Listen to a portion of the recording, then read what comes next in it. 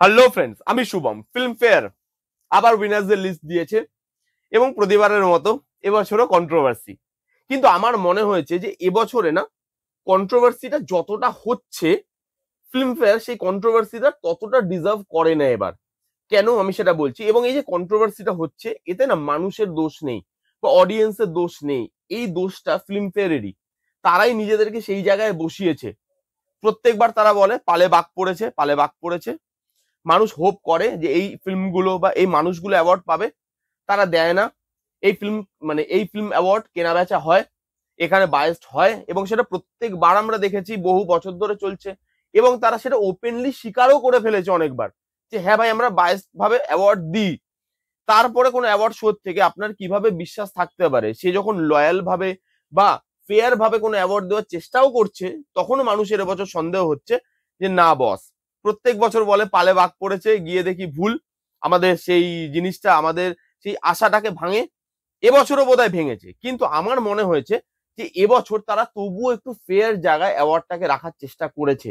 এবছরের যে winners list, সেটাতে আমি খুব একটা ডিসঅ্যাপয়েন্টেড নই। হ্যাঁ, 19-20-এর পার্থক্য থাকতে পারে, কিন্তু এইবার এরকম হয়নি কোনো অ্যাওয়ার্ডে বা কোনো সেগমেন্টে যে যেখানে একদমই পাওয়া উচিত ছিল না সেইটাকে তারা দিয়ে দিয়েছে।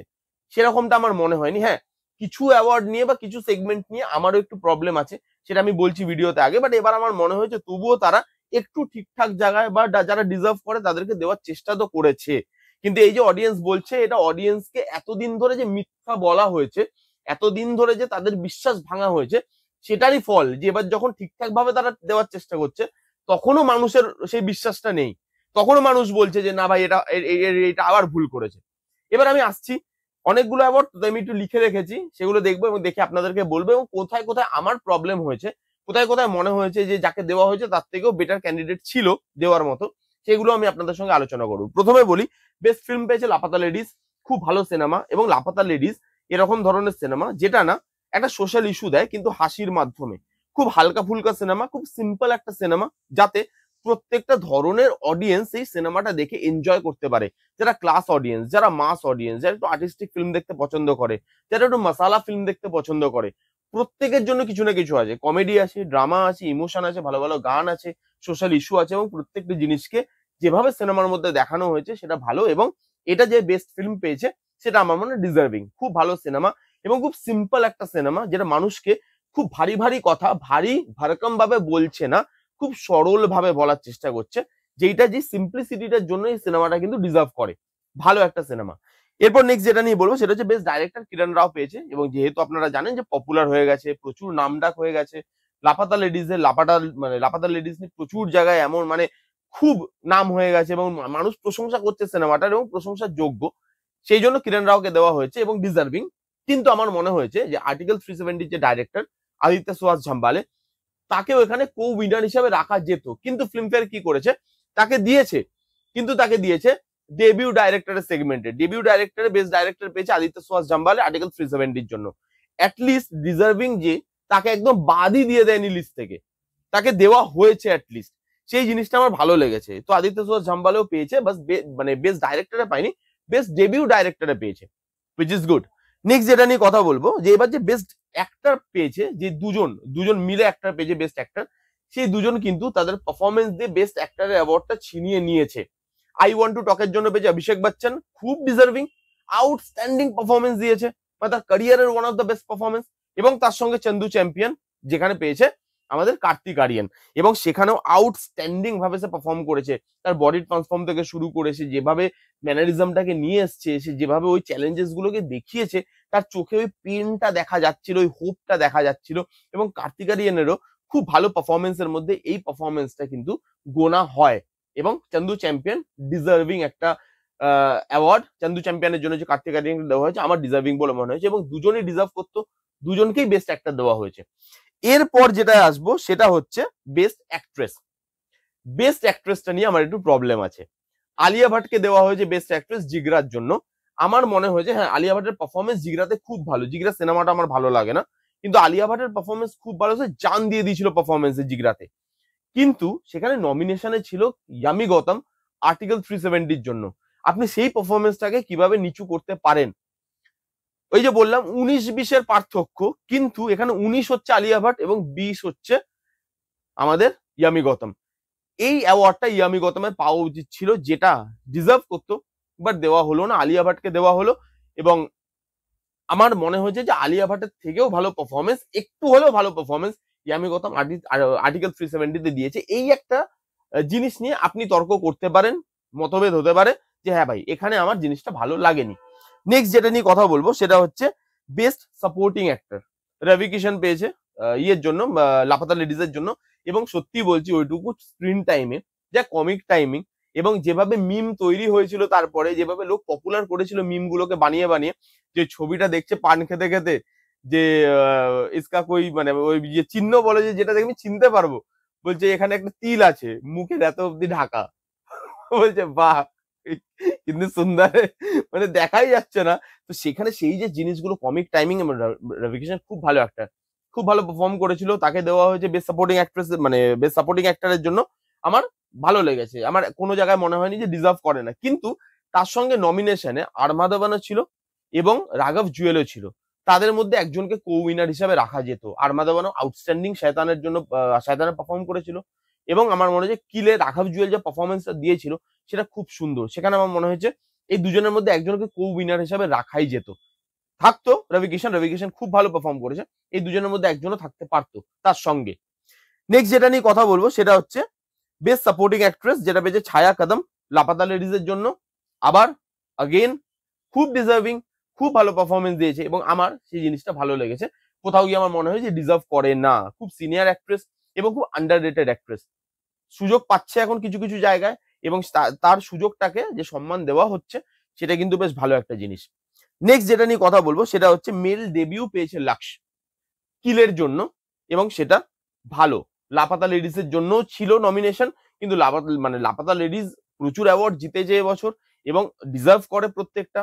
লাক্স ডেবিউ অ্যাক্টর পেয়েছে, এবং সেই জায়গায় আমার মনে হয়েছে খুব ভালো করেছিল সে কিলে, খুব ভালো খেটেছিল, এবং ডেবিউ অ্যাক্টরের মানে ওই যে খাটনিটা সেটা প্রেজ করছে যে ফিল্মফেয়ার, সেটাও আমার দেখে ভালো লেগেছে। লাক্সের যে অ্যাওয়ার্ডটা সেটাও আমার কোথাও গিয়ে মনে হয়নি যে সে ডিজার্ভ করে না। অনেক সময় এরকম হয় যে দিয়ে দিল, যে কোনো বড় প্রোডাকশন হাউস থেকে হিরো লঞ্চ হচ্ছে বা কোনো নেপো কিড, তাকে যেভাবে দিয়ে দেওয়া হয়েছে তার ডেবিউ সিনেমার জন্য আমরা দেখেছি, সেই জায়গায় এটা অনেক বেটার। এবার যেটায় আসবো সেটা হচ্ছে ফিমেল ডেবিউ নিতাংশী গোয়েল। সেও ভালো কাজ করেছে, যে সিম্পলিসিটির দরকার ছিল রোলের মধ্যে সেই সিম্পলিসিটিটা এনেছে, এবং তারও কাজ আমার ভালো লেগেছে, এবং সেও কিন্তু ডিজার্ভিং একজন ক্যান্ডিডেট, তাকেই দেওয়া হয়েছে। আমার ঠিকঠাক লেগেছে, খারাপ লাগেনি। বেস্ট ডেবিউ ডাইরেক্টর আপনাদের বললাম, আদিত্য ইয়ে পেয়েছে, আদিত্য সুহাস ঝাম্বালে পেয়েছে আর্টিকেল 370 জন্য, এবং তার সঙ্গে পেয়েছে কুনাল খেমু মাডগাঁও এক্সপ্রেসের জন্য। এবং মাডগাঁও এক্সপ্রেস খুব ভালো একটা কমেডি সিনেমা রিসেন্ট টাইমে, এবং তাকে যে ডেবিউ ডাইরেক্টর হিসাবে দেওয়া হয়েছে, ডেবিউ ডাইরেক্টর কুনাল খেমুর নাম আছে, আমি সেটা দেখে হ্যাপি, আমার ভালো লেগেছে। মাডগাঁও এক্সপ্রেস আমি সিনেমা হলে গিয়ে দেখেছিলাম, আমি খুব এনজয় করেছিলাম, মজা পেয়েছিলাম, হাসতে পেট ধরে অনেকদিন বাদে হেসেছিলাম। তো সেখানে সে যেভাবে ডাইরেকশন দিয়েছিল, সে যেভাবে কমিক লাইনগুলোকে পুল অফ করিয়েছিল অ্যাক্টরদেরকে দিয়ে, কারণ তার কমিক টাইমিং কিন্তু ভালো, খারাপ নয়, বড় বড় কমিক মানে কমেডি ফ্র্যাঞ্চাইজিতে সে অ্যাক্টিং করে এসছে। তো সেখানে তার যে সেন্স, তার যে সেন্সিবিলিটি, তার যে নলেজ, সেই জিনিসগুলোকে তিনি যেভাবে কাজে লাগিয়েছে, আমার কিন্তু কুনাল খেমুর যে এই যে পাওয়াটা, আমি কিন্তু বেশ খুশি হয়েছি এটাতে। নেক্সট হচ্ছে বেস্ট স্টোরি পেয়েছে আর্টিকেল 370, এটার থেকে বেটার আর কেউ ছিল না লিস্টে, এবং সেটাকেই দেওয়া হয়েছে ডিজার্ভিং। এখনো অব্দি আমার শুধু দ্বিমত হয়েছে দুটোই জায়গায়, আপনি ভালো করে বুঝবেন। একটা হচ্ছে সাপোর্টিং অ্যাক্টরে, যে যেখানে কো উইনার রাখা যেতে পারতো একটা, এবং বেস্ট অ্যাক্ট্রেসে, এই দুটো জায়গায় খালি আমার দ্বিমত হয়েছে। এতগুলো অ্যাওয়ার্ড আমি বলে দিলাম, তার মধ্যে কিন্তু কোথাও এরকম আমার এখনো অব্দি মনে হয়নি যে এটা ডিজার্ভ নয়, মানে ডিজার্ভ করে না তবুও তাকে দেওয়া হয়েছে। মানে বুঝতে পারছেন, ফেয়ার লেভেলে রাখার চেষ্টা করেছে আমার হিসাবে। নেক্সট যেটা নিয়ে কথা বলবো, এই যে অ্যাওয়ার্ডটা যেটা নিয়ে আমি এখন কথা বলবো, এই অ্যাওয়ার্ডটা আমার মনে হয়েছে হ্যাঁ বস, একটুখানি ভুল হয়ে গেছে। যারা শো মানে যারা এগুলো বিচার করে সেই জুরির থেকে একটু ভুল হয়ে গেছে। সেটা হচ্ছে বেস্ট প্লেব্যাক সিঙ্গার মেল। ফিমেলটা আগে বলে দিই, মধুমন্তী বাগচি পেয়েছে স্ত্রী 2 এর জন্য আজ কি রাত, এবং সেটা ডিজার্ভ করে। ওই গানটা যা গান, এবং একটা মানে কি বলবো, একটা আইটেম সং, সেটাকে এইভাবে প্রেজেন্ট করে, এবং যেভাবে মধুমন্তী বাগচি সেই জিনিসটাকে আলাদা লেভেলে নিয়ে গেছে তার সিঙ্গিং দিয়ে, এবং যেভাবে গানটা পপুলার হয়েছে, সেটা ঠিক আছে। ফিমেল অ্যাক্ট্রেস, মানে ফিমেল প্লেব্যাক অ্যাক্ট্রেস বলছি, ফিমেল প্লেব্যাক সিঙ্গার ঠিক আছে, but male playback singer Arijit সিংকে দিয়েছে সজনীর জন্য।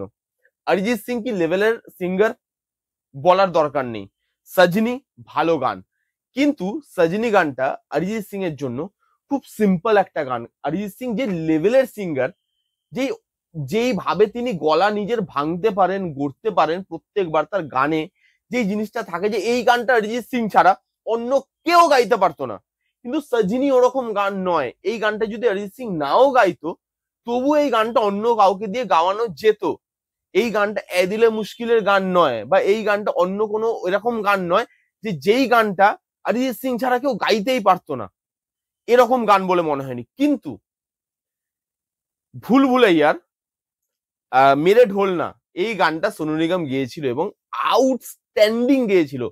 শ্রেয়া ঘোষালের ওরকম একটা সিঙ্গিং এর পরে এই গানটাকে সোনু নিগম নিজের যেভাবে করে নিল, সেই জায়গাটায় আমার মনে হয়েছে যে সোনু নিগমকে এবছরের প্লেব্যাক সিঙ্গার মেলটা দেওয়া উচিত ছিল, বাট বাই ডিফল্ট দেওয়া হলো না। খুব ডিজার্ভিং ছিল সোনু নিগম, দেওয়া হয়নি, অরিজিৎ সিংকে দেওয়া হয়েছে। বাট সোনু নিগম এই গানে নিজের গায়কি যেভাবে প্রেজেন্ট করেছেন, তিনি কেন লেজেন্ড, তিনি কেন এত বছর বাদেও মানুষের মন জয় করে আছে সেটা তিনি বুঝিয়েছেন। এবং সেই জায়গাটা এত ভালো, গানটার প্রত্যেকটা জায়গা এত ভালো, আমি মানে ভাবতেই পারি না, মানে এটা লিস্টে আছে এবং এটা পাবে না বেস্ট সিঙ্গার, এটা ভাবা যায় না। তো অরিজিৎ সিং এর যেই অরিজিৎ সিংকে দেওয়া হয়েছে, আমার মনে হয়েছে সেখানে সোনু নিগমকে দেওয়া যেতে পারতো। এবং আরেকটা জিনিস যেটা আমার মনে হয়েছে সেটা হচ্ছে best production design. Best production design দেওয়া হয়েছে কিলকে। এই একটা জায়গায় আমি সম্পূর্ণ দ্বিমত পোষণ করি, এখানে দেওয়া উচিত ছিল ময়দানকে। ময়দানে যেরকম ভাবে প্রোডাকশন ডিজাইন করা হয়েছিল, যেরকম ভাবে লুক অ্যান্ড ফিল রাখা হয়েছিল, যেরকম ভাবে এরাটাকে ক্রিয়েট করা হয়েছিল, আউটস্ট্যান্ডিং। মানে এখানে ময়দানকে প্রোডাকশন ডিজাইন না দিয়ে কিলকে দিয়েছে, এটা মানা যায় না। এটা ময়দানের ছিল, এটা কিলকে দেওয়া হয়েছে এবং এটা ভুল ছিল। কারণ এবছর আপনি যদি ওভারঅল দেখেন অ্যাওয়ার্ডটা না তিনটে সিনেমার মধ্যে ঘুরছিল বারবার করে। একটা হচ্ছে আই ওয়ান্ট টু টক, একটা হচ্ছে আর্টিকেল 370 এবং একটা হচ্ছে লাপাতা লেডিজ। এই তিনটে সিনেমার মধ্যে ঘুরছিল অ্যাওয়ার্ডটা। তো সেখান থেকেই, সেই তিনটে সিনেমার থেকেই ম্যাক্সিমাম জিনিসপত্র দেওয়া হয়েছে। এবং বেস্ট অ্যাক্টর ক্রিটিকে পেয়েছে শ্রীকান্ত রাজকুমার রাও, শ্রীকান্ত সিনেমার জন্য, সেটা ভালো। বেস্ট ক্রিটিক অ্যাওয়ার্ড পেয়েছে এবং শ্রীকান্তে তিনি যেভাবে পারফরমেন্স দিয়েছে আমার সেটা ভালো লেগেছে, আমার কোথাও গিয়ে খারাপ বলে মনে হয়নি। এই ছিল আমার মতামত ফিল্মফেয়ার অ্যাওয়ার্ড উইনার্স লিস্ট নিয়ে। আমি এবছর খুব একটা ডিসঅ্যাপয়েন্টেড হয়েছি সেটা বলতে পারবো না, কিন্তু মানুষ কথা বলছে, মানুষ অনেক জায়গায় নিজের দ্বিমত পোষণ করেছে। আলিয়া ভাটকে নিয়ে বেশি ক্রিটিসিজম হচ্ছে যে আলিয়া ভাটের পাওয়া উচিত ছিল না, কিন্তু তিনি পেয়েছেন এবং সেটা আমিও মানে মানি যে সেখানে ইয়ের পাওয়া উচিত ছিল, ইয়ামি গৌতমের পাওয়া উচিত ছিল। বেস্ট সিঙ্গার একটু ভুল হয়ে গেছে এখানে। কোথাও গিয়ে অনেকে বলছে যে বেস্ট অ্যাক্টরের জন্য কার্তিক আরিয়ানকে কেন দেওয়া হলো, ময়দানের অজয় দেবগনকে কেন দেওয়া হলো না। আমার মনে হয়েছে না, ঠিক আছে, কার্তিক আরিয়ান যেভাবে নিজেকে ভেঙেছে, যেভাবে একটা ধরনের পারফরমেন্স দিচ্ছিল, সেখান থেকে বেরিয়ে সে নিজেকে ভেঙেছে, নিজের বডি ট্রান্সফর্ম করেছে, নিজে সেই অ্যাক্টিং এর খিদেটা দেখিয়েছে যে আমি সব ধরনের রোল করতে পারি। আমাকে ইয়ের থেকে, মানে ফ্র্যাঞ্চাইজি ফিল্ম থেকে অথবা কমেডি সিনেমা এগুলো থেকে সরিয়েও যদি আমাকে কোথাও ভালো রোল দেওয়া হয়, আমি সেটা পুল অফ করতে পারবো। সেটা প্রুভ করেছে কার্তিক আরিয়ান এবং আমার মনে হয়েছে ডিজার্ভিং ছিল। আমার এবছরের ফিল্মফেয়ার অ্যাওয়ার্ড খুব একটা যে বায়াসড বা খুব একটা যে খুব কথা বলা যায় সেটা নিয়ে, সেটা আমার মনে হয়নি। আপনারা কারা কারা কি ভাবছেন, আপনাদের কি মতামত কমেন্ট করে জানাতে পারেন। কেমন লাগলো ভিডিওটা জানাতে ভুলবেন না। ভালো লাগলে please go thumbs up, like করবেন, কমেন্ট করবেন, শেয়ার করবেন, চ্যানেলটাকে মাস্ট সাবস্ক্রাইব করবেন। দেখা হচ্ছে নেক্সট কোনো ভিডিওতে, ততক্ষণ bye bye, take care and be safe.